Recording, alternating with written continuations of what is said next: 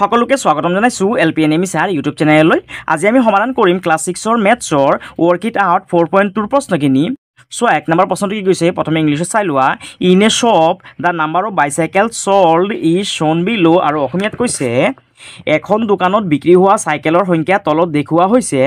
ইয়াত এখন দোকানত কিমানখিনি চাইকেল বিক্ৰী কৰিছে অৰ্থাৎ কি বাৰত কিমানখিনি চাইকেল বিক্ৰী কৰিছে সেয়া দিয়া আছে। এই তালিকাখন চাই আমি তলৰ প্ৰশ্নখিনি সমাধান কৰিব লাগিব।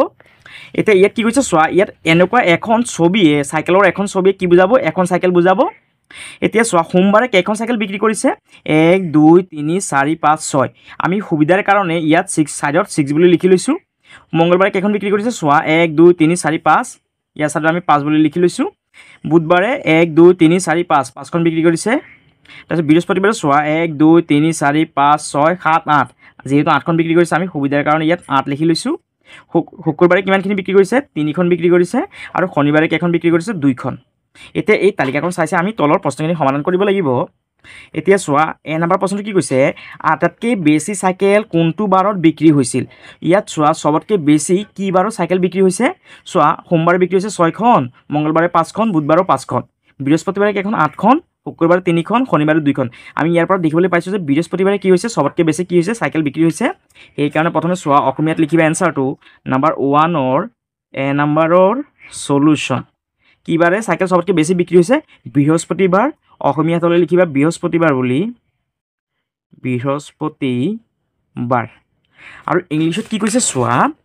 In which day maximum number of bicycle were sold. ইয়াত চোৱা সবতকৈ বেছি চাইকেল বিক্ৰী হোৱা বাৰটো কি বাৰ থাৰ্ছডে। বৃহস্পতিবাৰে কি বুলি কয় থাৰ্ছডে। ইংলিছত হ'লে লিখি দিবা ইয়াত থাৰ্ছডে বুলি, THRUS THRUSDAY থাৰ্ছডে। এইটো হ'ল আমাৰ এ নাম্বাৰটো আনচাৰ। ইয়াৰ পিছত বি নাম্বাৰটো চোৱা, গোটেই সপ্তাহটোত মুঠ কেইখন চাইকেল বিক্ৰী হৈছিল। যেহেতু ইয়াত কি কৈছে গোটেই সপ্তাহটোৰ কথা কৈছে সেইকাৰণে আমি কি কৰিব লাগিব, ইয়াত থকা গোটেইখিনি কি কৰিব লাগিব যোগ কৰিব লাগিব। সোমবাৰে কেইখন বিক্ৰী হৈছিলে চোৱা 6খন, তাৰপিছত মঙ্গলবাৰে 5খন, বুধবাৰে 5খন। এতিয়া এই গোটেইখিনি যোগ কৰি দিয়াচোন কিমান 5 × 5 = 10, 10 আৰু 6 কিমান 16, 16। বৃহস্পতিবাৰে কেইখন 8খন, 16 আৰু 8 কিমান হ'ব 24, 24ৰ লগত শুক্ৰবাৰে 3খন, 24 আৰু 3 27, 27ৰ লগত শনিবাৰে কেইখন 2খন, 27 আৰু 2 কিমান 29। অৰ্থাৎ কেইখন চাইকেল বিক্ৰী কৰিছে গোটেই সপ্তাহটোত 29খন। বি নাম্বাৰৰ সলিউশনটো লিখিবা 29। আৰু ইংলিছত কি কৈছে চোৱা, ইংলিছত কৈছে যে how many bicycle were sold in the week. ইয়াৰ এনসাৰটো হ'বগৈ কিমান 29। এইটো হ'ল আমাৰ বি নাম্বাৰটো আনসাৰ। ইয়াৰ পাছত চি নাম্বাৰটো চোৱা, সমান সংখ্যক চাইকেল বিক্ৰী হোৱা বাৰকেইটা কি কোন দুটা বাৰত সমান সংখ্যক চাইকেল বিক্ৰী কৰিছে চোৱাচোন। সোমবাৰে বিক্ৰী কৰিছে 6খন, মঙ্গলবাৰে বিক্ৰী কৰিছে 5খন, বুধবাৰে যেহেতু 5খন বিক্ৰী কৰিছে আমি দেখিবলৈ পাইছোঁ যে মঙ্গলবাৰ আৰু বুধবাৰে কি হৈছে সমান সংখ্যক কি বিক্ৰী কৰিছে চাইকেল বিক্ৰী কৰিছে হয়নে। তাৰমানে ইয়াৰ উত্তৰটো হ'ব চি নাম্বাৰৰ সলিউশন। উত্তৰটো লিখিবা কি বাৰ মঙ্গলবাৰ আৰু বুধবাৰ। অসমীয়াত লিখিবা যে মঙ্গলবাৰ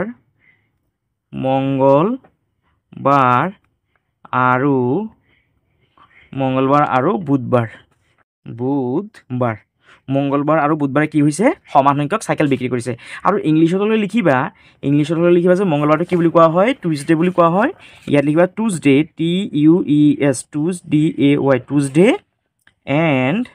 এণ্ড ৱেডনেছডে বুলি লিখিবা WED WEDNESDAY ৱেডনেছডে। এইটো হ'ল আমাৰ চি নাম্বাৰটো আনচাৰ। ইয়াৰ পিছত ডি নাম্বাৰটো চোৱা কি কৈছে, শনিবাৰে কেইখন চাইকেল বিক্ৰী হৈছিল। চোৱা শনিবাৰে কেইখন চাইকেল বিক্ৰী কৰিছে 2খন হয়নে। তাৰমানে ডি নাম্বাৰটো উত্তৰটো এইদৰে লিখিবা ডি নাম্বাৰৰ সলিউশন। ইয়াত লিখিবা 2 বুলি লিখি দিবা। আৰু চোৱা ইংলিছত কি কৈছে, how many bicycle were sold on Saturday. Saturday মানে শনিবাৰ, শনিবাৰে কেইখন চাইকেল বিক্ৰী কৰিছে 2খন। ইয়াত এইদৰে লিখি দিবা ডি নাম্বাৰটো আনচাৰ 2 বুলি লিখি দিবা। ইয়াৰ পিছত চোৱা ই নাম্বাৰ কি কৈছে, আটাইতকৈ বেছি আৰু আটাইতকৈ কম বিক্ৰী হোৱা চাইকেলৰ পৰিমাণৰ মাজত পাৰ্থক্য কিমান। যেতিয়া আমাক পাৰ্থক্য উলিয়াব দিব তেতিয়া আমি কি কৰিব লাগিব বিয়োগ কৰিব লাগিব। এতিয়া কি কৈছে চোৱা, আটাইতকৈ বেছি চাইকেল বিক্ৰী কিমান কৰিছিল 8খন কৰিছিলে আৰু আটাইতকৈ কম কিমানখন কৰিছিল 2খন কৰিছিল হয়নে। এতিয়া 8ৰ পৰা 2টো বিয়োগ কৰা কিমান হ'ব 6। তাৰমানে ইয়াৰ এনসাৰটো হ'ব ই নাম্বাৰৰ সলিউশন কিমান হ'বগৈ 6। আৰু ইংলিছত কি কৈছে চোৱা, what is the difference between maximum and minimum number of bicycle sold. আকৌ এবাৰ বুজি লোৱা। চোৱা ইয়াত আটাইতকৈ বেছি কোনটো বাৰত চাইকেল বিক্ৰী হৈছিল অৰ্থাৎ কিমানখিনি চাইকেল বিক্ৰী হৈছিল। চোৱা বৃহস্পতিবাৰে 8খন চাইকেল বিক্ৰী হৈছে সবতকৈ বেছি, আৰু সবতকৈ কম কি বাৰে চাইকেল বিক্ৰী হৈছিল শনিবাৰে কেইখন বিক্ৰী হৈছিল 2খন। যেতিয়া আমাক পাৰ্থক্যটো উলিয়াব দিব তেতিয়া আমি কি কৰিব লাগিব সবতকৈ বেছিটোৰ পৰা সবতকৈ কমটো বিয়োগ কৰিব লাগিব। এতিয়া যদি আমি 8ৰ পৰা যদি 2টো বিয়োগ কৰোঁ কিমান ওলাব 6 ওলাব হয়নে। তাৰমানে ই নাম্বাৰটো আনসাৰটো কি হ'ব 6। পাৰ্থক্যটো কিমান হ'ব 6 এইটো হৈ গ'ল আমাৰ ই নাম্বাৰটোৰ আনসাৰ ইয়াৰ পিছত 2 নম্বৰ প্ৰশ্নটো চোৱা কি কৈছে কোনো এটা শ্ৰেণীৰ গণিত অসমীয়া বিজ্ঞান সমাজ বিজ্ঞান আৰু ইংৰাজী বিষয়সমূহ ভাল পোৱা শিক্ষাৰ্থীৰ সংখ্যা তলত দিয়া ধৰণৰ এজন শিক্ষাৰ্থীয়ে যিকোনো এটা মাত্ৰ বিষয়হে প্ৰিয় বিষয় হিচাপে ল'ব পাৰিব আৰু ইংলিছত কি কৈছে চোৱা the favourite subject among mathematics Assamese, Science, Social Science and English of each student of a class is shown below. It is assumed that each student has one favorite subject. আৰু ইয়াত চোৱা কি কৈছে তালিকাখনত ইয়াত বিষয়খিনি দিয়া আছে গণিত অসমীয়া বিজ্ঞান সমাজ অধ্যয়ন ইংৰাজী আৰু ইয়াত শিক্ষাৰ্থীৰ সংখ্যাটো দিয়া আছে ইয়াত কি কৈছে চোৱা এনেকুৱা এখন ছবিয়ে কি বুজাব এগৰাকী শিক্ষাৰ্থী বুজাব তাৰমানে গণিত ভাল পোৱা কিমানজন শিক্ষাৰ্থী আছে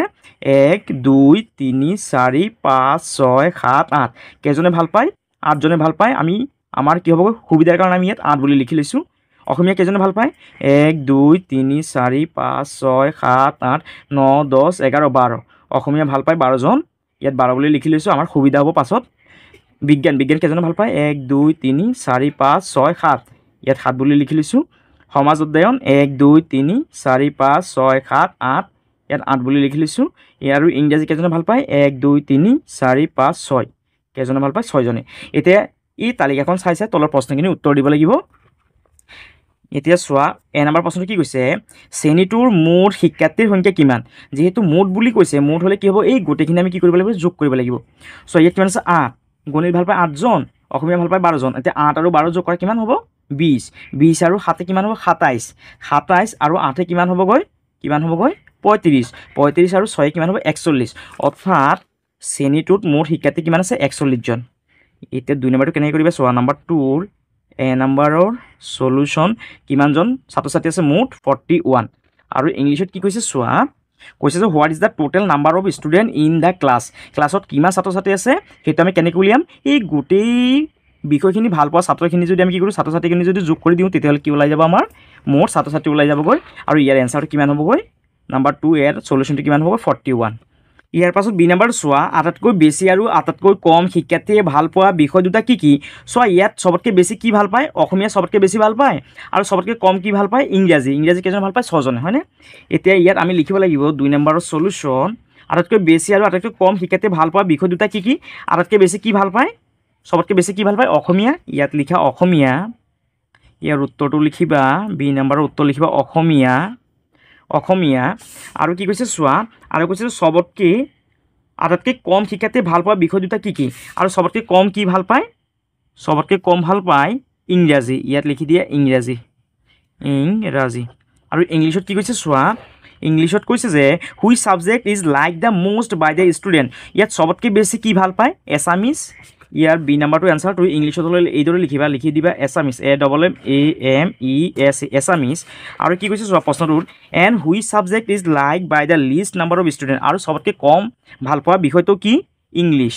ইয়াত লিখি দিবা Assamese and English ENGLISH English এইটো হ'ল আমাৰ বি নম্বৰটো আনসাৰ ইয়াৰ পাছত চি নম্বৰটো চোৱা বিজ্ঞান আৰু ইংৰাজী দুয়োটা বিষয় একেলগে ভাল পোৱা শিক্ষাৰ্থীৰ মুঠ সংখ্যা কিমান আৰু ইংলিশত কি কৈছে চোৱা C number what is the total number of student who like science as well as English science কেইজনে ভাল পায় চোৱাচোন সায়েন্স ভাল পায় মানে বিজ্ঞান ভাল পায় কেইজনে 7 জনে আৰু ইংৰাজী কেইজনে ভাল পায় 6 জনে এতিয়া এই দুটা বিষয় কেইজনে ভাল পায় 7 আৰু 6 যোগ কৰি দিয়া 7 আৰু 6 কিমান 13 তাৰ মানে চি নম্বৰৰ এনসাৰটো কিমান হ'বগৈ 13 যেহেতু ইংলিশত লিখিলে 13 হ'বগৈ অসমীয়াত লিখিলে 13 হ'ব সেইকাৰণে আৰু এক্সট্ৰাকে মই লিখি দিয়া নাই এইটোৱে হ'ব আমাৰ চি নম্বৰটো আনসাৰ ইয়াৰ পিছত ডি নম্বৰ প্ৰশ্নটো চোৱা কি কৈছে যে গণিত বিষয়টো ভাল পোৱা শিক্ষাৰ্থীৰ সংখ্যা কিমান গণিত বিষয় কেইজনে ভাল পায় চোৱাচোন কিমানজনে ভাল পায় 8 জনে আৰু ইংলিশত কি কৈছে চোৱাচোন হাউ মেনি ষ্টুডেণ্ট লাইক মেথামেটিক্স কেইজনে ভাল পায় 1 2 3 4 5 6 7 8 ইয়াৰ এনসাৰটো লিখিবা নম্বৰ ডিৰ আনসাৰ নম্বৰ ডিৰ সলিউশন ইয়াৰ এনসাৰটো কিমান হ'ব 8 হ'বগৈ এইটো হ'ল আমাৰ ডি নম্বৰটো আনসাৰ ইয়াৰ পাছত ই নম্বৰটো চোৱা ইংৰাজী বিষয়ৰ তুলনাত অসমীয়া বিষয়টো ভাল পোৱা শিক্ষাৰ্থীৰ সংখ্যা কিমান আৰু ইংলিশত কি কৈছে চোৱা প্ৰশ্নটো how many student like Assamese as compare to English ইয়াত কি কৈছে চোৱা কৈছে যে ইংৰাজী বিষয়তকৈ অসমীয়া বিষয়টো কিমানজনে বেছি ভাল পায় চোৱা ইংৰাজী ভাল পায় 6 জনে আৰু অসমীয়া ভাল পায় 12 জনে এতিয়া ইংৰাজীতকৈ অসমীয়া কিমানজনে বেছি ভাল পায় এই 12ৰ পৰা 6টো বিয়োগ কৰা কিমানজন হ'বগৈ 6 12ৰ পৰা 6 গ'লে 6 তাৰ মানে ইংৰাজীতকৈ অসমীয়া কিমানজনে বেছি ভাল পায় 6 জনে আৰু বেছি ভাল পায় ই নম্বৰৰ সলিউশন কিমান হ'বগৈ 6 হ'বগৈ এইটো হ'ল আমাৰ ই নাম্বাৰটোৰ আনসাৰ ইয়াৰ পাছত 3 নম্বৰ প্ৰশ্নটো চোৱা the number of domestic animal kept by 5 families of a village are as follows আৰু অসমীয়াত কৈছে এখন গাঁৱৰ 5 ঘৰ মানুহৰ ঘৰত থকা পোহনীয়া প্ৰাণীৰ সংখ্যা তলত দিয়া ধৰণৰ ঘৰৰ গৰাকীৰ নাম পোহনীয়া প্ৰাণীৰ সংখ্যা বুদিনে কেইটা পোহনীয়া প্ৰাণী পোহে 10টা কণমাই 8টা গুমচেং 5 নাজমা 8 নিশা 11 আৰু ইংলিছত কি দিছে চোৱা বুদিন 10 কণমাই 8 গুমচেং 5 নাজমা 8 নিশা 11 আৰু কি কৈছে চোৱা প্ৰশ্নটো now considering any symbol represent the above data by the pictograph also answer the following question আৰু অসমীয়াত কৈছে এতিয়া যিকোনো এটা প্ৰতীক লৈ উক্ত তথ্যসমূহ সচিত্ৰ লেখৰ সহায়ত দেখুওৱা আৰু লগতে তলৰ প্ৰশ্নবোৰৰ উত্তৰ দিয়া যেতিয়া আমাক সচিত্ৰ লেখ অংকন কৰিব দিব তেতিয়া আমি কি কৰিব লাগিব চিত্ৰৰ সহায়ত সেই তথ্যখিনি আমি উপস্থাপন কৰিব লাগিব অৰ্থাৎ চোৱা যেতিয়া আমি কৰিম তেতিয়া ভালদৰে বুজি পাম নাম্বাৰ 3ৰ সলিউশন প্ৰথমে আমাক কি কৰিব দিছে সচিত্ৰ লেখ অংকন কৰিব দিছে কেনেকৈ অংকন কৰিম চোৱা মই প্ৰথমে ইয়াত হাতেৰে কৰি দিছোঁ তোমালোকে স্কেলেৰে ধুনীয়াকৈ এইদৰে বক্স বনাই ল'বা তোমালোকে ধুনীয়াকৈ স্কেলেৰে কি কৰিবা বক্স বনাই ল'বা প্ৰথমে ইয়াত কি লিখা আছে ঘৰৰ গৰাকীৰ নাম ইয়াত লিখিবা ঘৰৰ অসমীয়াত হ'লে লিখিবা ঘৰৰ গৰাকীৰ নাম আৰু ইংলিছত কি লিখা আছে চোৱা নেম অফ দ্য ফেমিলি এতিয়া ইয়াত লিখিবা যে name NAME name of the family FAMILY family আৰু অসমীয়াত লিখিবা পোহনীয়া কি লিখা আছে চোৱা পোহনীয়া প্ৰাণীৰ সংখ্যা এইটো লিখি দিবা পোহনীয়া প্ৰাণীৰ সংখ্যা বুলি লিখিবা আৰু ইংলিছত হ'লে কি লিখা আছে চোৱা নাম্বাৰ অফ ডমেষ্টিক এনিমেলছ ইয়াত লিখিবা number NUMBERS numbers of domestic DOMESTIC domestic animals ANIMALS animals এইদৰে তোমালোকে ধুনীয়াকৈ স্কেল পাতেৰে কি কৰিবা প্ৰথমে বক্স বনাই ল'বা তাৰপিছত চোৱা এতিয়া কি লিখা আছে গৰাকীৰ নাম কি লিখা আছে বুদিন ইয়াত অসমীয়াত হ'লে লিখিবা এইদৰে বুদিন বুলি লিখি ল'বা বুদিন আৰু ইংলিছত হ'লে এইদৰে লিখি ল'বা ইয়াত বুদিন BUDHIN বুদিন বুলি লিখি ল'বা তাৰপিছত চোৱা কি লিখি আছে কণমাই ইয়াত লিখিবা কণমাই আৰু ইংলিছত লিখি দিবা কণমাই বুলি KAN কণ MAI কণমাই তোমালোকে যদি অসমীয়াত লিখা তেতিয়াহ'লে ইংলিছত লিখা দৰকাৰ নাই আৰু যদি ইংলিছত যদি লিখা তেতিয়াহ'লে অসমীয়াত লিখা দৰকাৰ নাই কণমাই এইদৰে কি কৰিবা বক্স বনাই ল'বা তাৰপিছত কি দিয়া আছে নামটো গুমচেং ইয়াত লিখিবা গুমচেং আৰু ইংলিছত হ'লে লিখি ল'বা যে গুমচেং GOM চেং গুমচেং এইদৰে কি কৰিবা ধুনীয়াকৈ বক্স বনাই ল'বা তাৰপিছত চোৱা নামটো কি আছে নাজমা ইয়াত লিখিবা নাজমা বুলি আৰু ইংলিছত লিখিবা NAZMA নাজমা মই ইয়াত ইংলিছ আৰু অসমীয়াত দুটাতে কৰি দিছোঁ তোমালোকৰ যিকোনো এটাতে কৰিবা যদি অসমীয়াত কৰা ইংলিছটো নালাগে ইংলিছত কৰিলে অসমীয়াটো নালাগে এইদৰে ধুনীয়াকৈ বক্স বনাই ল'বা তোমালোকে তাৰপিছত চোৱা নামটো কি আছে নাজমাৰ পিছত নিশা আছে ইয়াত লিখি লোৱা নিশা বুলি আৰু ইংলিছত লিখিবা নিশা NISHA নিশা লিখিবা আৰু এইদৰে কি কৰিবা ধুনীয়াকৈ তোমালোকে তালিকাখন বনাই ল'বা এতিয়া আমাক কি কৰিব দিছে কৈছে যিকোনো এটা প্ৰতীক লৈ উক্ত তথ্যসমূহ সচিত্ৰ লেখৰ সহায়ত দেখুওৱা এতিয়া ইয়াত ওপৰত লিখি দিবা প্ৰথমে ইয়াত কি কৰিবা যিহেতু আমাক কি কৰিব দিছে ইয়াত যিকোনো এটা প্ৰতীক লৈ ইয়াত আমি এটা প্ৰতীক ল'ম ইয়াত কি কৰিম যিহেতু ইয়াত জীৱ জন্তুৰ কথা কৈছে হয়নে পোহনীয়া প্ৰাণীৰ কথা কৈছে সেইকাৰণে আমি ইয়াত কি কৰিম এটা পোহনীয়া প্ৰাণীৰ কি কৰিম প্ৰথমে ছবি আঁকি ল'ম এইদৰে ছবি আঁকি লৈছোঁ আৰু এনেকুৱা এখন চিত্ৰই কি বুজাব এটা পোহনীয়া প্ৰাণীক বুজাব এইটো তোমালোকে ইয়াত দি দিবা ওপৰত লিখি দিবা এতিয়া কি কৈছে চোৱা বুদিনে কেইটা পুহিছে 10টা পুহিছে সেইকাৰণে আমি কি কৰিব লাগিব এনেকুৱা ধৰণৰ কি কৰিব লাগিব 10টা কি কৰিব লাগিব আমি এইদৰে প্ৰাণীৰ কি কৰিব লাগিব আমি চিত্ৰ অংকন কৰিব লাগিব তোমালোকে ধুনীয়াকৈ অংকন কৰি দিবা তোমালোকে ভালদৰে আঁকিবা মই ছবিত ইমান ভাল নহয় ইয়াত দুটা আঁকিছোঁ ইয়াত বুদিনৰ চোৱা কেইটা আছে পোহনীয়া জন্তু 10টা আছে সেইকাৰণে ইয়াত 10টা কি কৰিব লাগিব এইদৰে আমি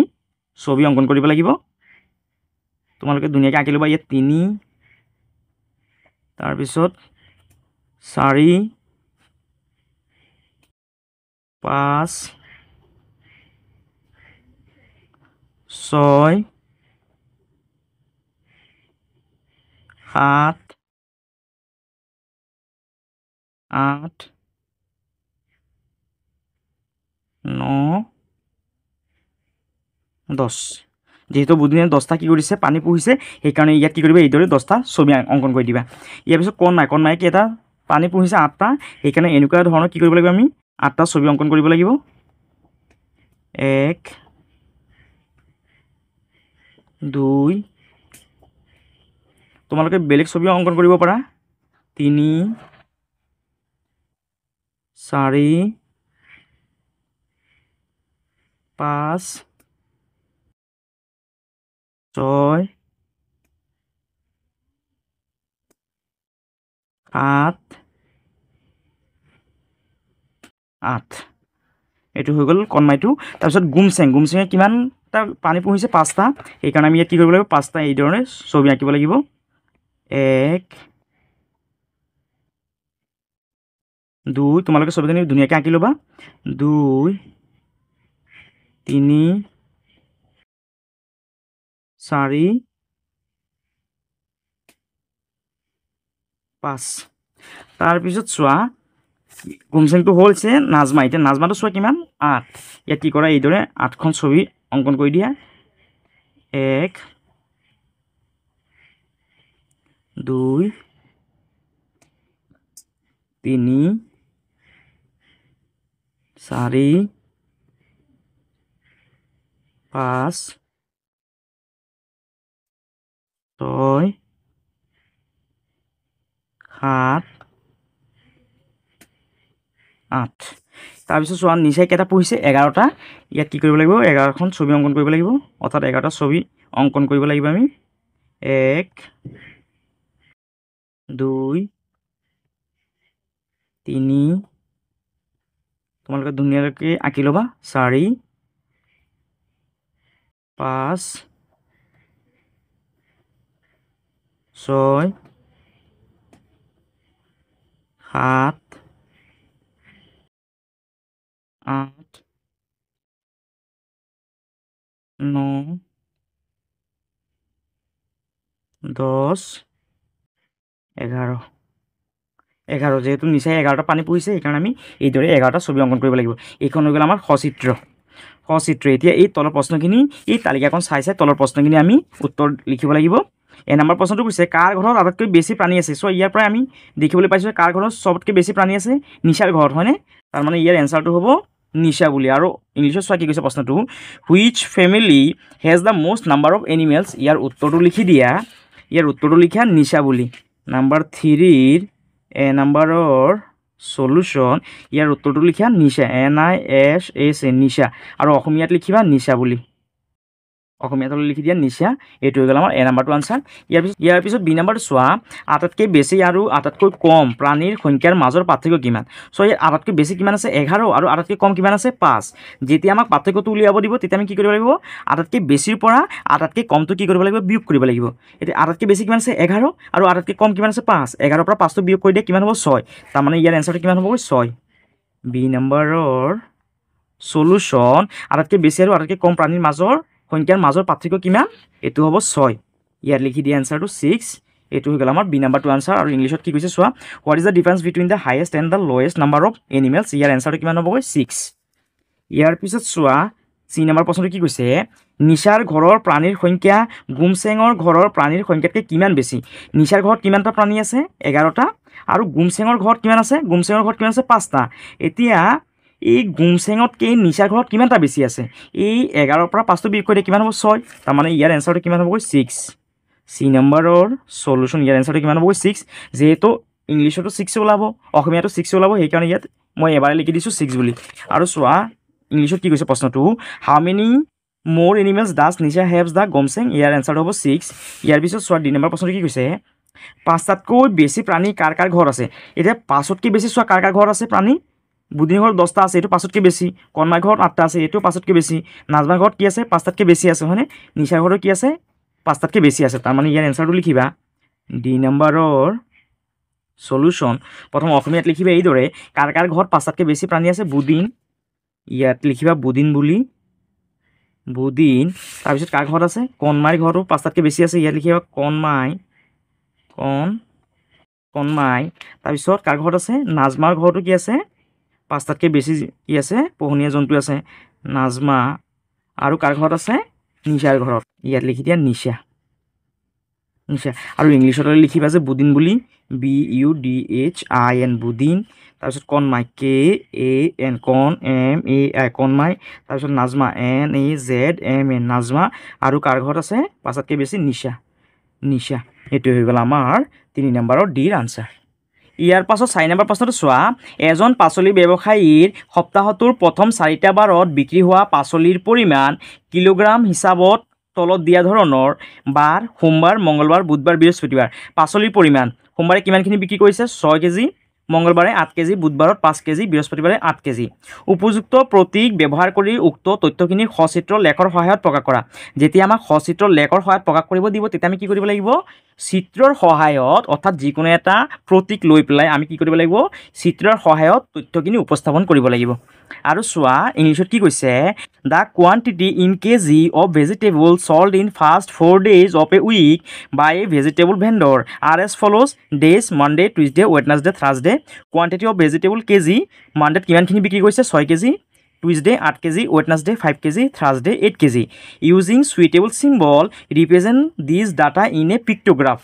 কেনেকৈ কৰিম চোৱা নম্বৰ 4ৰ সলিউশন অলপ আগত যে আমি 3 নম্বৰ কৰিছিলোঁ আৰু ইয়াৰ কি কৰিছিলোঁ আমি সচিত্ৰ লেখ অংকন কৰিছিলোঁ হয়নে সেইটো আমি কি কৰিব লাগিব এই একে ধৰণে কি কৰিব লাগিব 4 নম্বৰটো অংকন কৰিব লাগিব নম্বৰ 4ৰ সলিউশন প্ৰথমে কি কৰিবা এইদৰে কি কৰিবা প্ৰথমে তোমালোকে স্কেলৰ সহায়ত কি কৰিবা ধুনীয়াকৈ বক্স বনাই ল'বা মই হাতেৰে কৈ দিছোঁ ধুনীয়াকৈ কি কৰিবা তোমালোকে বক্স বনাই ল'বা আৰু ইয়াত কি লিখা আছে বাৰ লিখা আছে ইয়াত লিখিবা অসমীয়াত লিখিলে বাৰ বুলি লিখিবা আৰু ইংলিছত লিখিলে লিখিবা ডেজ বুলি সো ইংলিছত কি লিখা আছে ডেজ বুলি লিখা আছে ইংলিছত লিখিলে ডেজ বুলি লিখি ল'বা আৰু সো ইয়াত কি লিখা আছে পাচলিৰ পৰিমাণ ইয়াত লিখিবা অসমীয়াত লিখিলে লিখিবা যে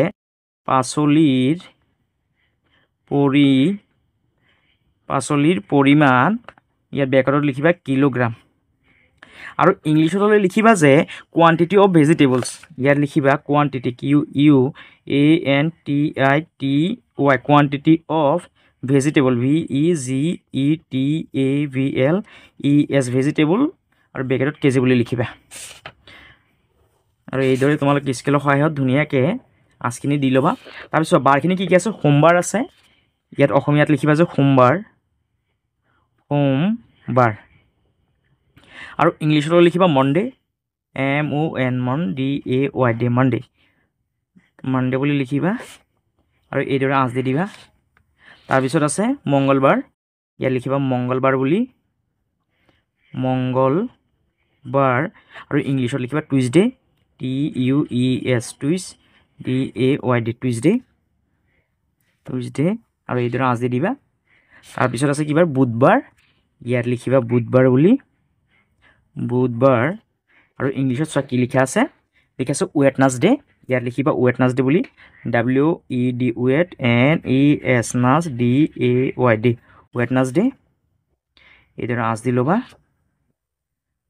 তাৰপিছত চোৱা কি দিয়া আছে বুধবাৰৰ পিছত কি দিয়া আছে বৃহস্পতিবাৰ দিয়া আছে বৃহস্পতিবাৰটো ইয়াত লিখি লোৱা বৃহস্পতিবাৰ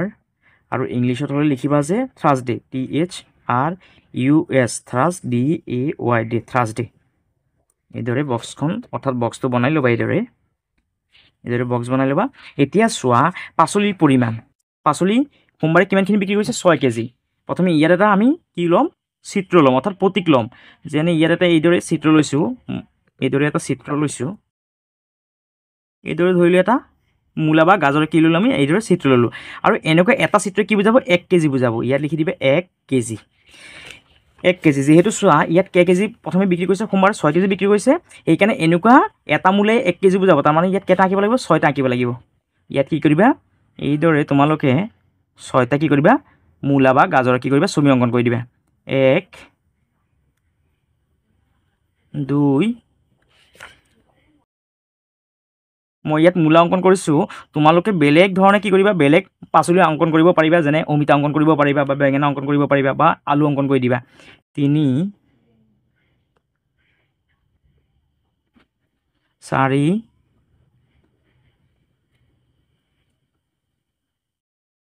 5 6 তোমালোকে ধুনীয়াকৈ অংকন কৰি দিবা সোমবাৰে 6 কি কৰিছে 6 কেজি কি কৰিছে পাচলি বিক্ৰী কৰিছে সেইকাৰণে ইয়াত কি কৰিছোঁ আমি 6টা মূলা অংকন কৰি দিছোঁ যেহেতু এটা মূলাই 1 কেজি বুজায় 6টা মূলাই কিমান বুজাব 6 কেজি বুজাব তাৰপিছত মঙ্গলবাৰে কিমানখিনি বিক্ৰী কৰিছে 8 কেজি ইয়াত কি কৰিব লাগিব আমি এতিয়া 8টা মূলা অংকন কৰিব লাগিব 1 2 3 4 5 6 7 8 তাৰপিছত সব বুধবাৰে কিমানখিনি বিক্ৰী কৰিছে 5 কেজি সেইকাৰণে আমি ইয়াত কি কৰিব লাগিব 5টা মূলা অংকন কৰিব লাগিব মূলা বা গাজৰ তোমালোকে যোনটোৱেই ভাবা 1 2 3 4 5 তাৰপিছত সব বৃহস্পতিবাৰে কেই কেজি বিক্ৰী কৰিছিল 8 কেজি বিক্ৰী কৰিছে সেইকাৰণে ইয়াত কি কৰিব লাগিব আমি 8টা মূলা অংকন কৰিব লাগিব 1 2 3 4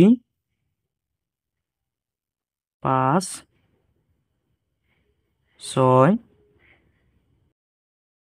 7 8 এইখন হ'ল আমাৰ সচিত্ৰ লেখ ইয়াৰ পৰা চাইছা তোমালোকে ধুনীয়াকৈ 4 নম্বৰৰ প্ৰশ্নৰ উত্তৰটো লিখি ল'বা আৰু এইটোৱে আছিলে আমাৰ 4.2 প্ৰশ্ন উত্তৰখিনি আৰু যদি তোমালোকৰ যদি ভিডিঅ'টো যদি ভাল লাগিছে তেতিয়াহ'লে তোমালোকে চেনেলটো ছাবস্ক্ৰাইব কৰি দিবা ভিডিঅ'টো শ্বেয়াৰ কৰিবা আৰু কমেণ্ট কৰিবলৈ নাপাহৰিবা সকলোকে ধন্যবাদ